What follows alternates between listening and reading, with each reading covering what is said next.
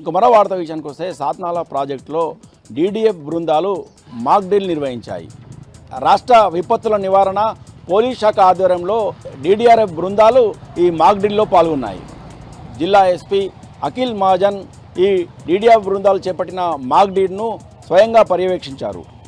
వర్షాకాలంలో వచ్చే వరదలు విపత్తుల నుంచి ప్రజలను ఆస్తి నష్టం అలాగే ప్రాణ నష్టం రాకుండా కాపాడేందుకే ఈ డీడీఆర్ఎఫ్ బృందాలు పనిచేస్తాయని ఈ సందర్భంగా జిల్లా ఎస్పీ అఖిల్ మహాజన్ పేర్కొన్నారు. ఈ డీడీఎఫ్ బృందాలు జిల్లాలో 24 గంటలు అందుబాటులో ఉంటాయని, వర్షాకాలంలో వరదలు వచ్చిన సమయంలో అలాగే విపత్తులు వచ్చిన సమయంలో ప్రజలను కాపాడేందుకు అనుక్షణం అప్రమత్తంగా ఈ డీడీఆర్ఎఫ్ బృందాలు పనిచేస్తాయని పేర్కొన్నారు.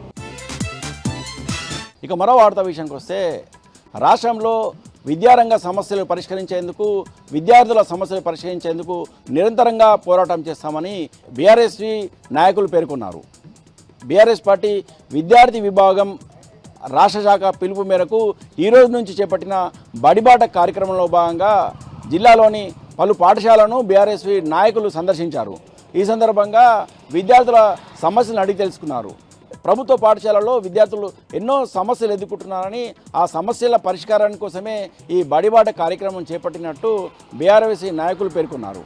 రాష్ట్ర వ్యాప్తంగా రాష్ట్ర శాఖ పిలుపు మేరకు ఈ బడిబాట కార్యక్రమం నిర్వహిస్తున్నామని, బడిబాట కార్యక్రమం సందర్భంగా విద్యార్థులు చెప్పిన సమస్యలను ప్రభుత్వం దృష్టికి తీసుకొస్తామని, ప్రభుత్వానికి సమస్యలను విన్నవిస్తామని, ప్రభుత్వం ఈ సమస్యలను పరిష్కరించని పక్షంలో రాష్ట్ర వ్యాప్తంగా ఆందోళన చేస్తామని బీఆర్ఎస్ నాయకులు ఈ సందర్భంగా పేర్కొన్నారు.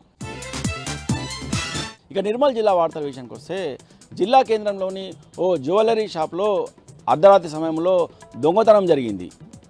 జిల్లా కేంద్రంలోని బుధవారపేటలోని శివకోటి ఆలయం ఎదుట ఉన్న జ్యువెలరీ షాప్లో అర్ధరాత్రి దొంగతనానికి పాల్పడిన దొంగలు ఆ షాపులో వెండి వస్తువులను అపహరించుకుపోయారు.